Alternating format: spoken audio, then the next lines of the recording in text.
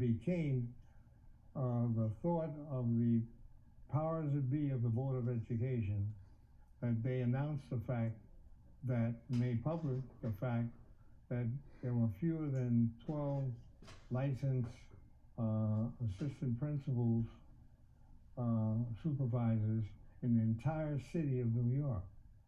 And thus, that stimulated Fordham University to seek a grant, and they received a grant from the Ford Foundation. This was designed to teach us, to give us the theory and background of becoming a creditable principal or assistant principal, supervisor in the city of New York.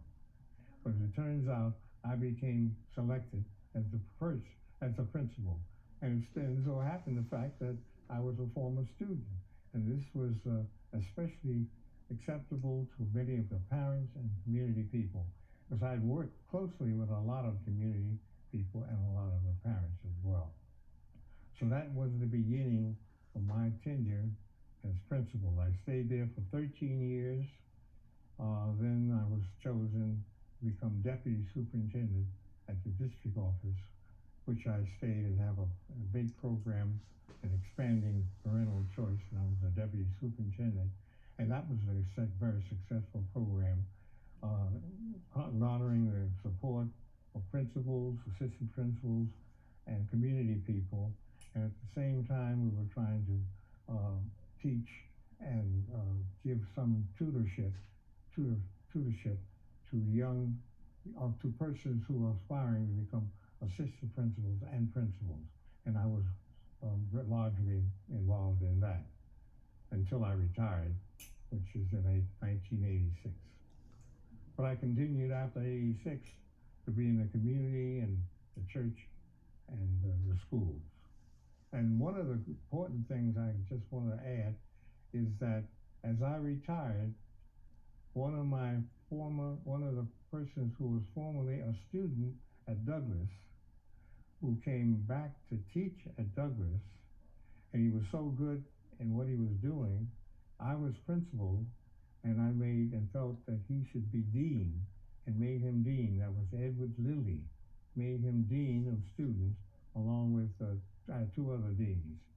He became a dean, and then he served for about 2 or 3 years after he was serving as a teacher.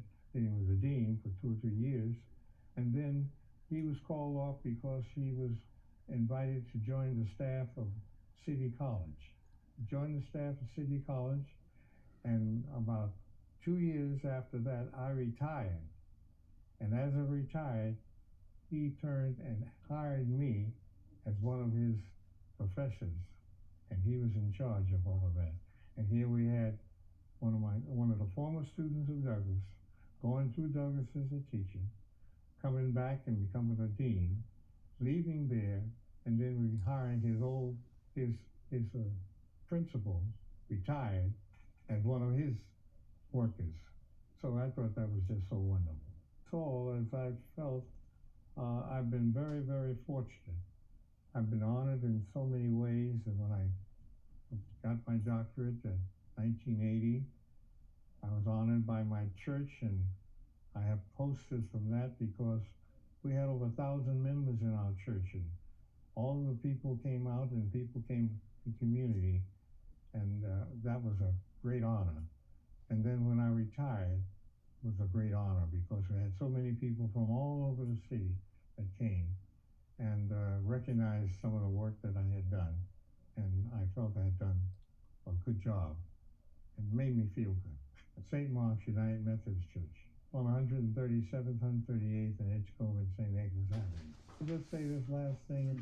I said this at the very beginning, but I just want to repeat it because I'm just so thrilled, and actually I'm overcome, almost with emotion, to talk about Douglas and to get other people involved. Hearing about it, it would be easy to gender up a lot of people who would join the bandwagon, one of these, remembering what was done at Douglas and feeling the need for what needs to be done today, and giving of themselves in whatever communities they are to help whomever needs this help.